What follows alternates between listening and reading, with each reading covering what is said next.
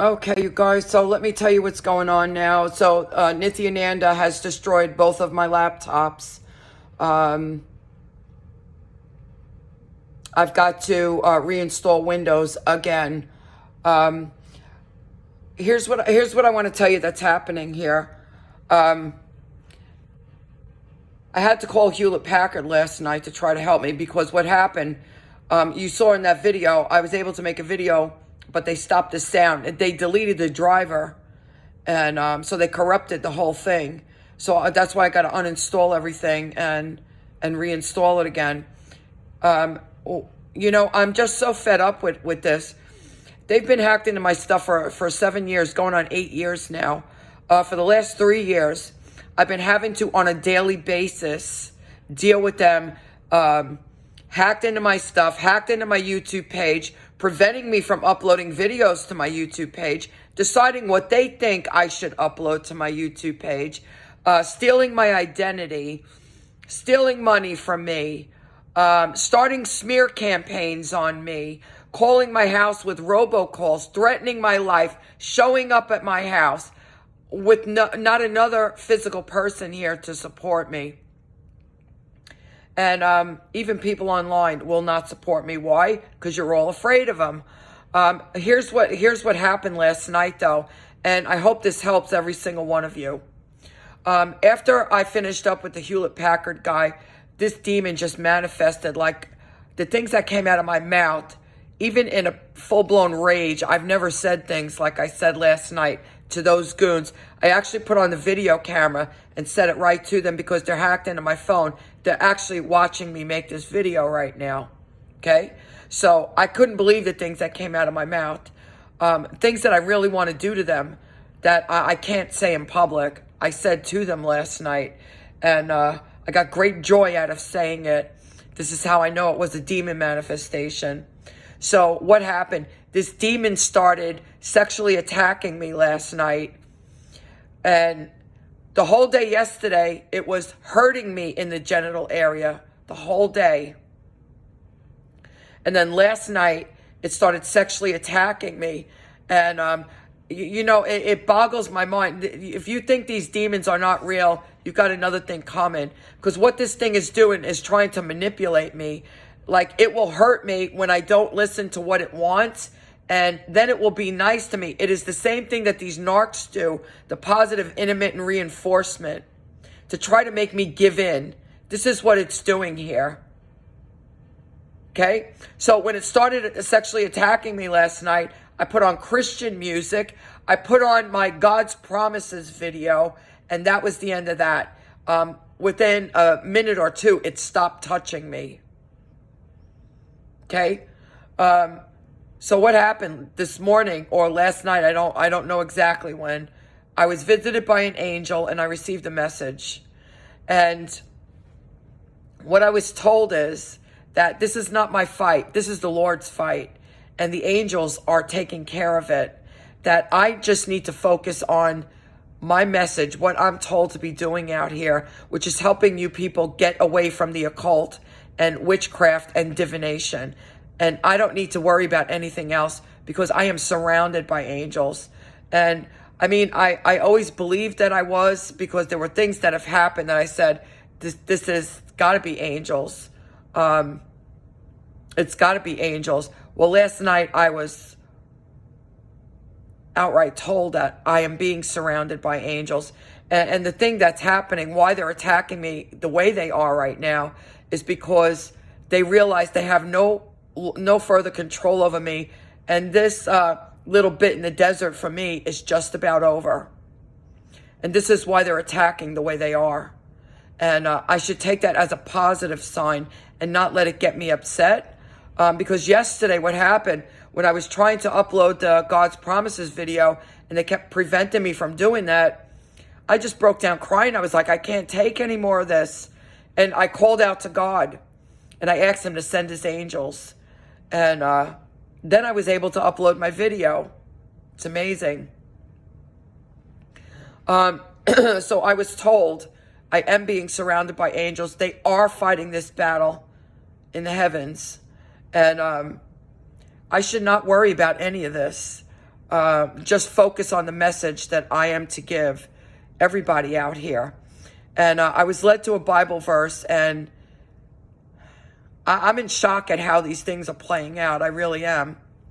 So it was Numbers chapter 22. I'm going to start at verse 1. Here's the thing. That demon Nithyananda a few years ago said that he was going to make animals talk in Sanskrit. He was going to give them vocal cords, monkeys, cows, whatever. He was going to develop vocal cords for them, and then he was going to make them talk.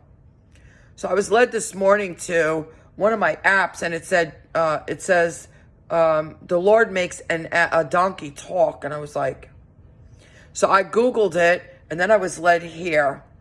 And look at what this says. So it's Numbers chapter 22. I'm going to start at verse 1. Then the Israelites traveled to the plains of Moab and camped along the Jordan across from Jericho. Now Balak, son of Zippor, saw all that Israel had done to the Amorites, and Moab was terrified because there were so many people. Indeed, Moab was filled with dread because of the Israelites. The Moabites said to the elders of Midian, "This horde is going to lick up everything around us as an ox licks up the grass of the field." So Balak, son of Zippor, who was king of Moab at that time, sent messengers to summon Balaam, son of Beor, who was at Pedor, near the Euphrates River, in his native land. Balak said, "A people has come out of Egypt. They cover the face of the land and have settled next to me. Now come and put a curse on these people, because they are too powerful for me. Perhaps then I will be able to defeat them and drive them out of the land, for I know that whoever you bless is blessed, and whoever you curse is cursed." The elders of Moab and Midian left, taking with them the fee for divination. This all ties into what happened yesterday too. When they came to Balaam, they told him what Balak had said. "Spend the night here," Balaam said to them, "and I will report back to you with the answer the Lord gives me." So the Moabite official stayed with him. God came to Balaam and asked, "Who are these men with you?" Balaam said to God, "Balak, son of Zippor, king of Moab, sent me this message. A people that has come out of Egypt covers the face of the land. Now come and put a curse on them for me. Perhaps then I will be able to fight them and drive them away." But God said to Balaam, "Do not go with them. You must not put a curse on those people, because they are blessed." This is in fact what Nithyananda and his demons and that tarot demon have done to me, and Sarah Landry, what they have done to me.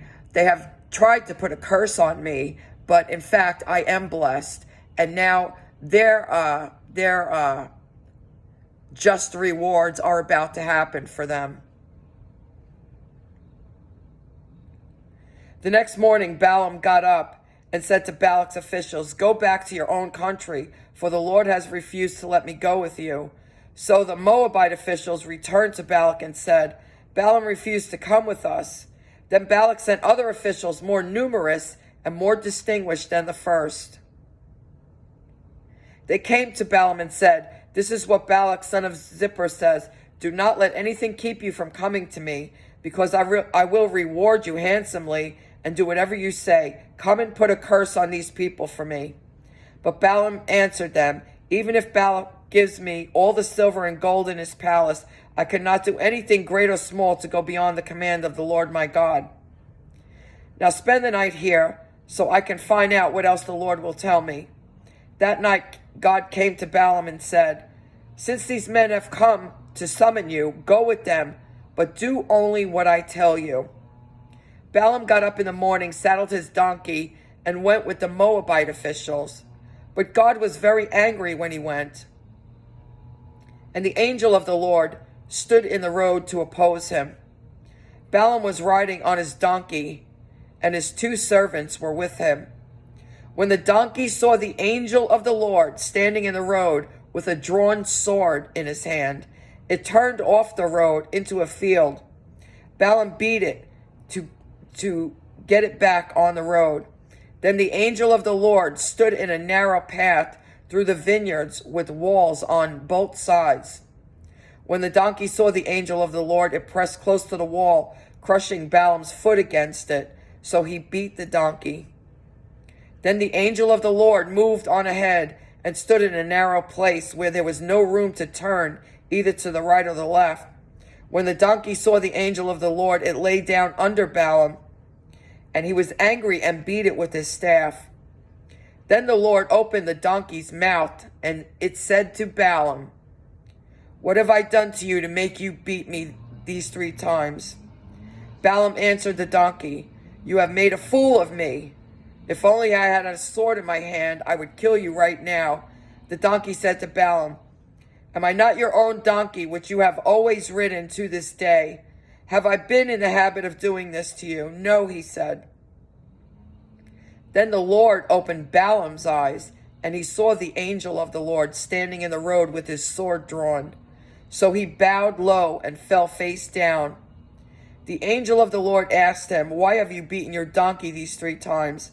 I have come here to oppose you because your path is a reckless one before me." The donkey saw me and turned away from these 3 times. If it had not turned away, I would certainly have killed you by now, but I would have spared it. Balaam said to the angel of the Lord, "I have sinned. I did not realize you were standing in the road to oppose me. Now, if you are displeased, I will go back." The angel of the Lord said to Balaam, "Go with the men, but speak only what I tell you." So Balaam went with Balak's officials. I'm going to leave that right there. So what I was shown this morning was the angels have told me they are here. They are fighting this battle, and I don't need to worry about this stuff any longer. These demons will be out of me very shortly, and just focus on my message. Only say what I'm being told to say. I can't believe this. I can't believe this. There was something else that came up.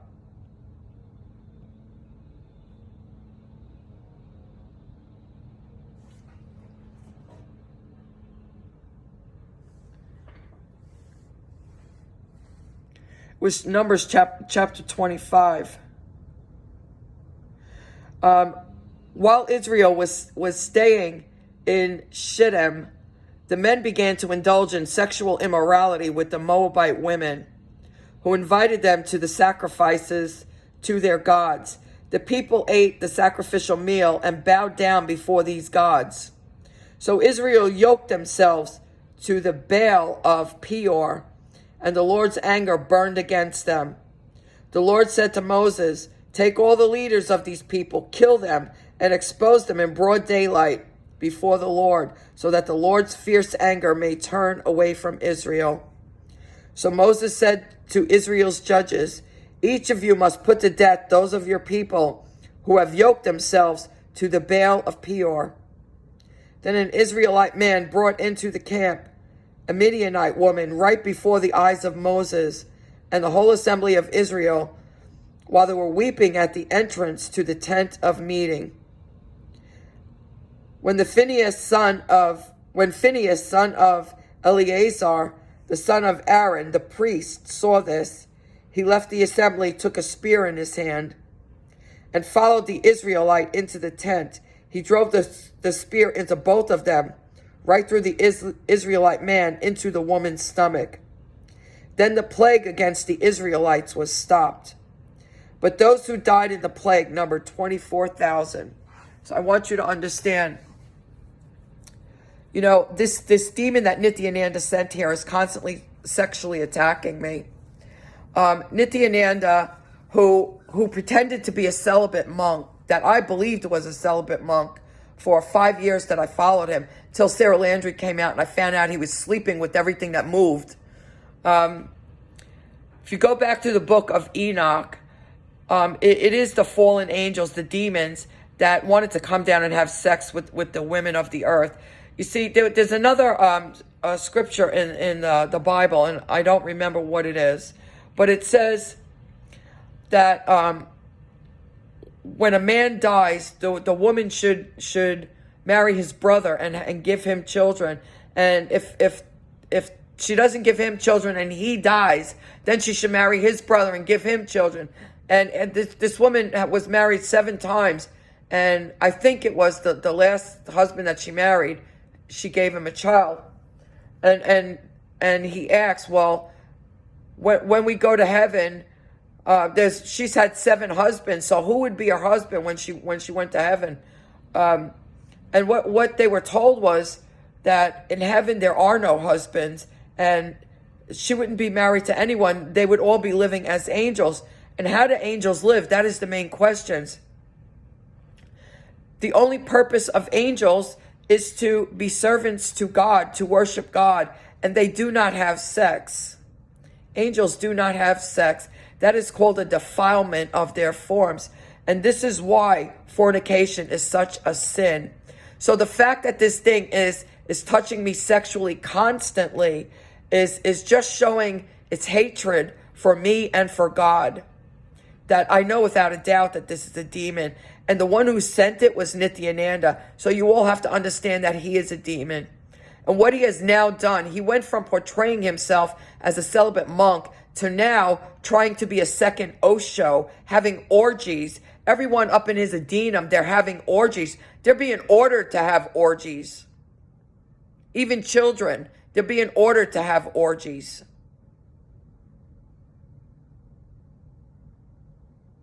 This is what's happening here. It is a defilement. And this is the thing that confused me so bad. In the beginning, it was like, what is all of this sex all about? What is all of this sex all about? Well, now understanding that sex is one of the ways that these demons enter your form. It's one of the ways they enter your form. But it's also defilement. It's showing their hatred for you. You know, people out here really think they're having sex with Nithyananda.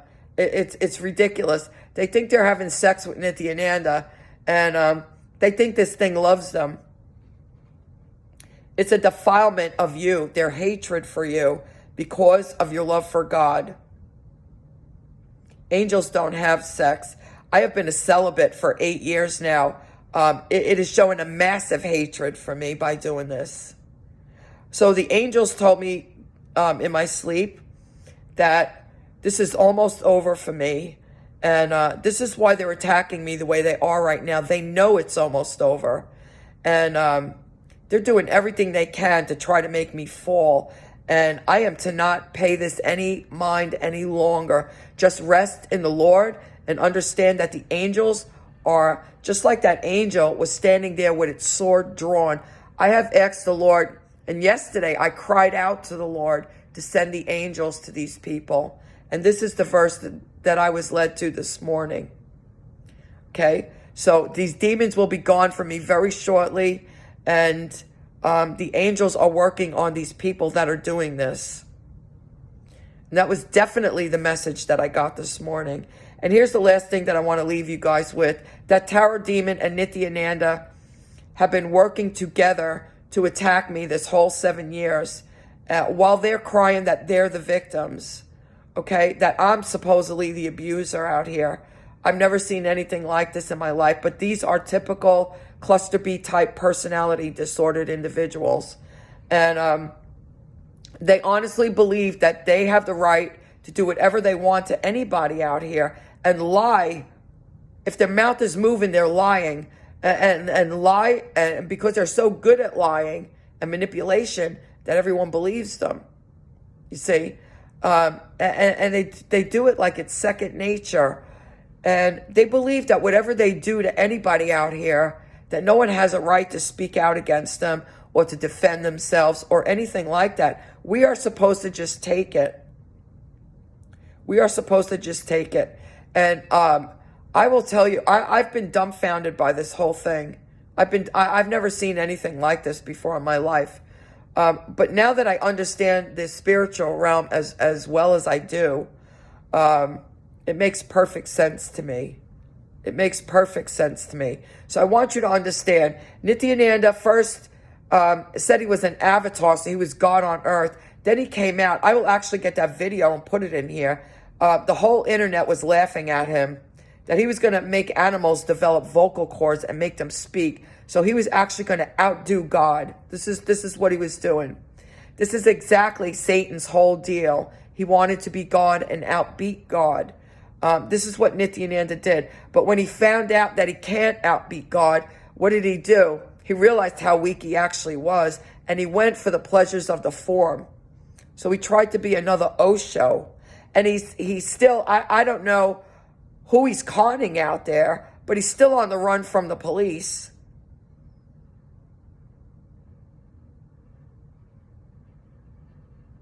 So, I'm not a criminal. I'm not a demon. I don't understand what his vision of success is. If it's how much money he's got, how much money he's scamming from people, he will pay for this. That's all I'm saying. You read in the God's promises, he who gets money very quickly will lose it just as quickly. That may be when he's sitting in prison. Who knows what the angels have planned for him, and all of these other people doing this to me. I am blessed. I am anointed. And yesterday was a tough day for me because it was nonstop. You have to understand, these people just don't try to annoy me. This is nonstop. They're ringing my telephone. They're preventing me from uploading videos. They've taken over all of my cell phones. They listen to my phone calls. They're hacked into every single email account that I have. They're hacked into all of my utility accounts. They're hacked into everything. They're hacked into everything. And I now have the reassurance that the angels are here. There's nothing for me to concern myself with. They are battling this battle in the heavens. And they're doing their job. And I am to focus on my job, which is saving as many people from the occult, from witchcraft, from divination as I can through my testimony. And I don't have to worry about these demons. Not at all. So I'm going to leave you guys with this. Have a blessed day. And if they've done this to my laptops at least 7 or 8 times already. I've had to reinstall Windows. So this is just some more of the same. But what I've been shown is this is all getting ready to change very soon. I'm actually going to be moving to a new place and starting a new life. So, and they are going to be beginning their suffering, their massive suffering and torment through the blood of Jesus Christ. Glory be to God. Guys, have a blessed day.